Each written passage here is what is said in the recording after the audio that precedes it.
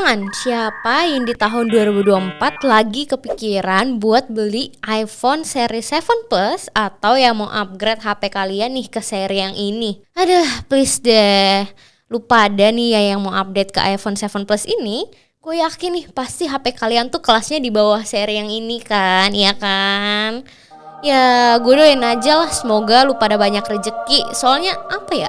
Sayang dan kesian banget gitu loh karena udah 2024 tapi masih mau beli atau upgrade HP kalian ke iPhone 7 Plus ini.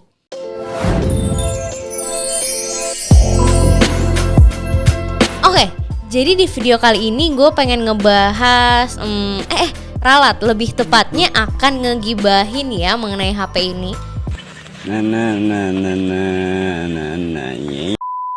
Jadi bukan review-review yang kayak gimana-gimana gitu. So, tonton aja kalau kalian ingin nuansa gibahnya makin mantap karena ada visual yang siap memanjakan mata kalian. Seru kan gibah tapi langsung kebayang suasana HP-nya gimana? Nah, tapi disclaimer dulu nih sebelum kita gibah dan bahas lebih lanjut mengenai HP ini. Ini semua nih pure opini gua. Jadi awas aja lu pada protes gimana-gimana ya. Pokoknya kalau punya kritik dan saran boleh langsung drop di kolom komen ya. Yang pertama kita akan bahas mengenai desainnya. Ya, desain iPhone 7 Plus ini bukan desain yang kekinian parah lah pokoknya. Bukan Gen Z banget gitu loh. Kenapa gue berani bilang kayak gitu? Ya karena pasti Gen Z kayak kita tuh akan merasa jadul aja gitu sama HP ini. Karena bodinya aja lihat tuh tebel banget, lihat aja jidatnya juga tebel, dagunya tebel. Tapi ini bukan body shaming ya. Tapi kalau emang misalnya dipakai di 2024, HP ini tuh jadul gitu loh desainnya. Apalagi kalau mau dibandingin ya sama HP-HP Android entry level zaman sekarang gitu. Bahkan semuanya udah terlihat punya kamera boba ya, bahkan kamera bakso gitu. Tapi ya untuk desain ini pasti subjektif balik lagi. Karena menurut gue ini selera gue. Mungkin di luar sana ada yang merasa senang dengan desain simple seperti ini ya sah-sah aja gitu. Dan ya kalau emang suka ya berarti HP ini tuh masih cocok untuk kalian di luar sana yang pengen upgrade HP-nya ke iPhone 7 Plus. Nah, untuk build quality-nya sendiri nih, ini sangat oke menurut gua ya. Karena bodinya juga didukung dengan bodi aluminium gitu dengan finishing matte yang buat makin elegan. Untuk segi layarnya nih, untuk layar HP ini di 5,5 inch. Dan memiliki berat sekitar 200-an gram. Tentu ringan bisa terbilang ringan, tapi nggak ringan-ringan banget juga ya kayak HP-HP zaman sekarang. Dan ini juga masih cocok untuk kalian bawa kemana-mana ya, karena ini nggak seberat batako gitu. Ya intinya silakan balik lagi ke selera masing-masing. Tapi menurut gue agak sayang aja beli HP ini. Cuma kalau kalian udah ngebet banget pengen pakai iPhone ya gak apa-apa, asal tahan-tahan aja dan penggunanya yang gak berat-berat banget. HP ini juga memiliki resolusi 1080x1920 pixel. Jadi ya gambar yang dihasilkan dari HP ini juga cukup tajam ya, bahkan ada yang lebih. Gua kemarin ngetek itu ada yang bahkan sampai 2000-an lah pixelnya. Ya terus walaupun layarnya masih menggunakan layar IPS, tapi jangan salah nih, ini jujur ya, jujur banget dari hati gua. Jadi kalau kalian mau hujat ya hujat aja di kolom komentar. Monyet si email. Dasar laki-laki baki ya. Bener.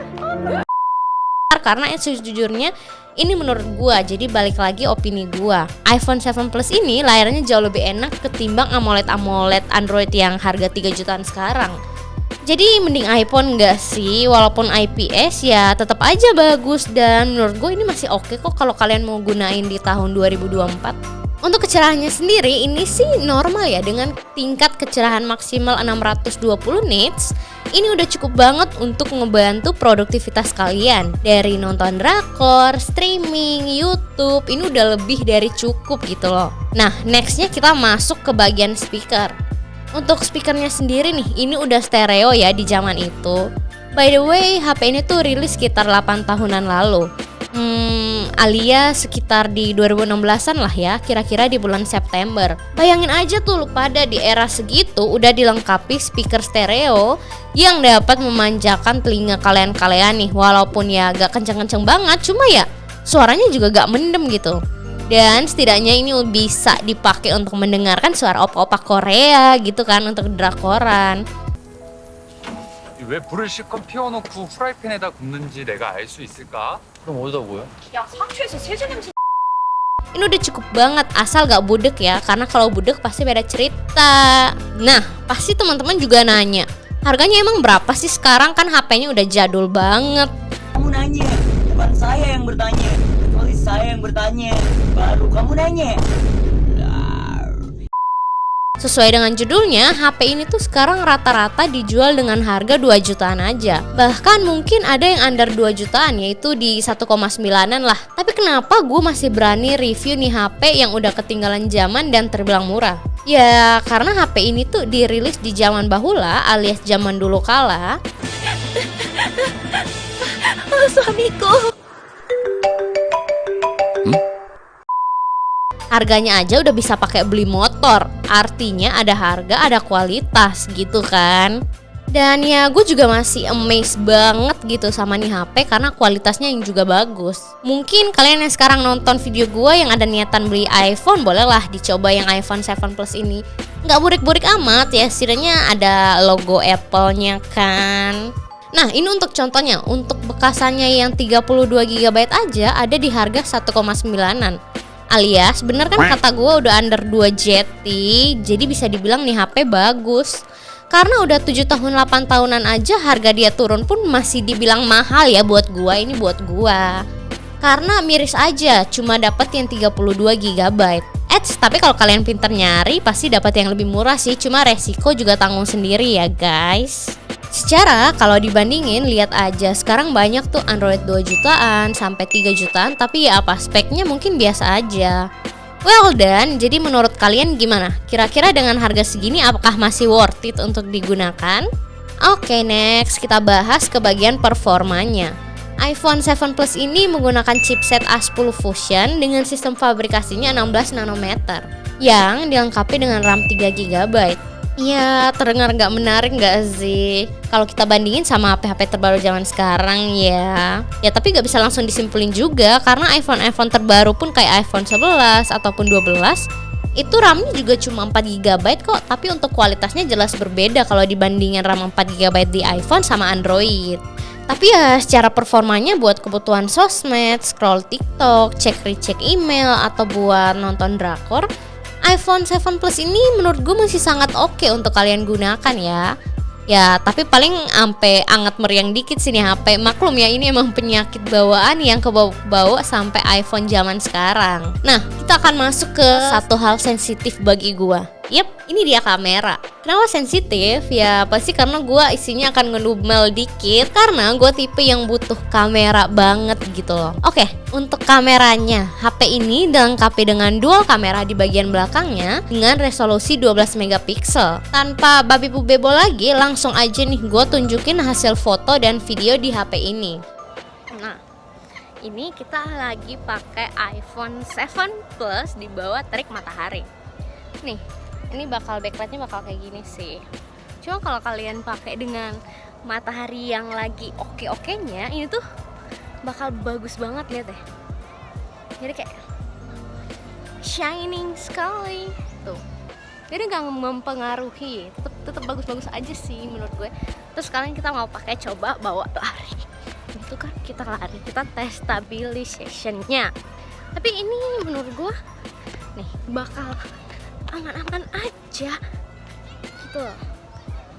Untuk hasil foto dan videonya ini bisa terbilang bagus ya, tapi gak sempurna intinya.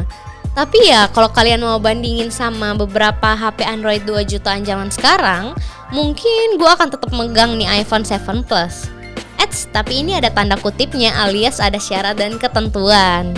Karena kalau dibandingin lagi di tahun 2016 aja, dia udah bisa ngehasilin hasil foto yang jernih banget. Cuma bedanya di iPhone terbaru ataupun Android flagship lain, nih HP akan kalah di beberapa fitur. Kayak untuk portraitnya mungkin gak seperfect itu, tapi menurut gue ini masih bagus banget gitu loh. Terus nih HP juga kalau dipakai di posisi low light ya gitu, ngomongnya gimana ya ini ya. Ya udah deh, gue akuin nih HP bapuk dan jelek kalau di low light, cuma ya nggak gelap-gelap banget juga gitu loh.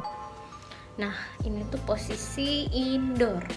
Terus low light itu cuma ada tambahan lampu ini kecil, terus ini nggak ada semuanya. gitu guys. Kalau low light juga sebenarnya nggak burik-burik banget, masih oke lah. Tapi ya kalau cahayanya oke, lighting semua aman, gue akan tetap dukung iPhone 7 Plus ini dibanding Android 2 jutaan zaman sekarang. Next, kita masuk ke bagian penyakitnya alias baterainya. Ngomongin pemakaian baterainya ini nih, iPhone 7 Plus ini menurut gue jauh lebih irit dan jauh lebih baik ketimbang iPhone 8 dan iPhone 7 biasa. Emang nggak bisa dibilang irit banget, cuma ya ini kita bandingin sama iPhone dulu kayak iPhone 7, 6, 6s, bahkan iPhone 8 pun ini bisa dibilang lebih irit. Tapi jangan dibandingin sama iPhone terbaru ya, jelas udah beda kelas dan beda harganya. Nah, ngomongin soal pemakaian 7 Plus ini nih, untuk dipakai daily sih masih bisa-bisa aja ya. Cuman gua ngerekomendasiin iPhone 7 Plus ini untuk pemakaian daily yang kategorinya super duper ringan. Kayak yang gue sempat mention sebelumnya, itu sekedar balas chat WhatsApp, buka email, nonton YouTube bentar, buka sosmed bentar. Ya kayak Instagram, TikTok itu and things like that itu masih aman. Cuma kalau rentan waktunya sesering mungkin ya mau gak mau nih HP bakal panas.